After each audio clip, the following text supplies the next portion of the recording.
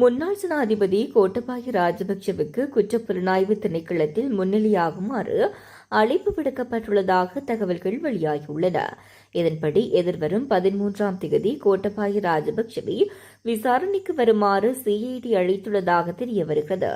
கொழும்புக்கு அருகில் அமைந்துள்ள ஒரு வீட்டுத் தொகுதிக்கு சொந்தமான பல வீடுகளை பல நபர்களுக்கு சட்டவிரோதமாக ஒதுக்கிய விவகாரம் மற்றும் அதனோடு தொடர்புடைய விடயங்கள் குறித்த விசாரணைக்காக இவ்வாறு கோட்டபாய அழைக்கப்பட்டுள்ளதாக தெரிவிக்கப்படுகிறது. செம்மணி மனித புதைகுழிக்குள் தேங்கி நின்ற மழைநீரை வெளியேற்றும் நடவடிக்கைகள் முன்னெடுக்கப்பட்டுள்ளது. செம்மணி மனித புதைகுழியிலிருந்து இதுவரையில் 2 கட்டங்களாக மேற்கொள்ளப்பட்ட அகழ்வு பணிகளின் போது 240 மனித எண்புக்கூட்டு எச்சங்கள் அடையாளம் காணப்பட்டுள்ள நிலையில் 239 எண்புக்கூட்டு எச்சங்கள் அகழ்ந்து எடுக்கப்பட்டுள்ளன. அதேவேளை புதைகுழிக்குள்ளிருந்து வெள்ளம் வெளியேற்றும் நடவடிக்கைகளை யாழ் நீதவான் நீதிமன்ற நீதவான் எஸ் லெலின்குமார், சட்ட வைத்திய அதிகாரி செல்லையா பிரணவன், சட்டத்தரணிகளான நிரஞ்சன், ஞா ரஜிதா உள்ளிட்டோர் அடங்கிய குழுவினர் நேரில் சென்று பார்வையிட்டனர். 3ஆம் கட்ட அகழ்வு பணிக்காக கடந்த ஆண்டு நீதி அமைச்சினால் ஒதுக்கப்பட்ட நிதி திரும்பியுள்ளமையினால் இவ்வாண்டுக்கு புதிய பாதீடு சமர்ப்பிக்கப்பட்டு நிதியினை மீளப்பெற வேண்டியுள்ளமையால் புதிய பாதீட்டை மன்றில் சமர்ப்பிக்க சட்ட வைத்திய அதிகாரி நடவடிக்கை எடுத்துள்ளார்.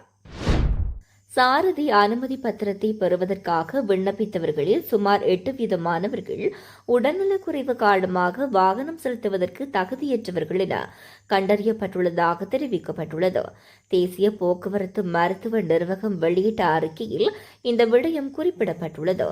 இதன்படி 2024ஆம் ஆண்டில் 9,54,536 மருத்துவ பரிசோதனைகள் நடத்தப்பட்டுள்ள நிலையில் அவற்றில் 69,728 பேர் உடல்நலக் குறைபாடு காரணமாக சாரதி அனுமதி பத்திரத்தை பெறுவதிலிருந்து தற்காலிகமாக நிராகரிக்கப்பட்டதாக தெரிவிக்கப்பட்டுள்ளது. அதிக எண்ணிக்கையானவர்கள் பார்வை குறைபாட்டால் பாதிக்கப்பட்டுள்ளதாக தேசிய போக்குவரத்து மருத்துவ நிர்வாகம் சுட்டிக்காட்டியுள்ளது. மருத்துவ பரிசோதனைகளில் 77% கண் பிரச்சினைகள் இருப்பது கண்டறியப்பட்டுள்ளது.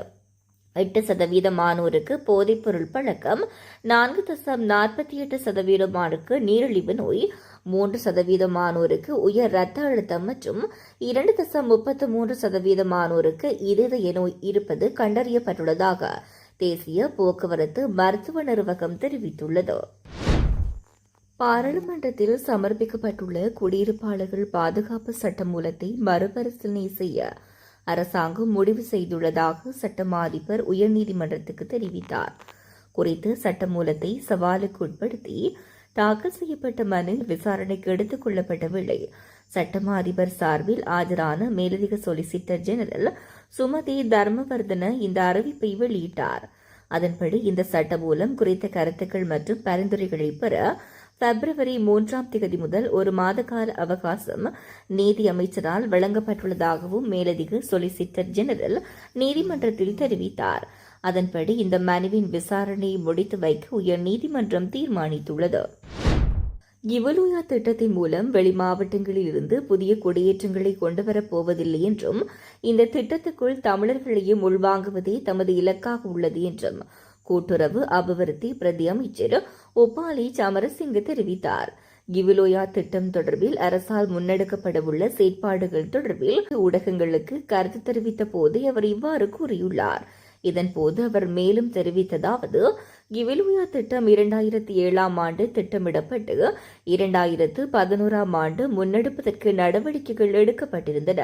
தற்போது கரைத்துறை பற்று, வவுனியா வடக்கு போன்ற பகுதிகளில் வாழும் தமிழ் மக்களும் விவசாயம் செய்கின்றனர். அவர்களின் வாழ்வாதாரத்தை கவனத்தில் கொண்டு தமிழ் மக்களையும் உள்ளீர்த்து நாம் கிவலுயா திட்டத்தை முன்னெடுப்பதற்கு எதிர்பார்க்கின்றோம். இந்த திட்டத்தினூடாக எவ்விதமான குடியேற்றங்களும் செய்யப்பட மாட்டாது என்பதை உறுதியாக தெரிவிக்கின்றேன் என்றும் அவர் சுட்டிக்காட்டியுள்ளார்.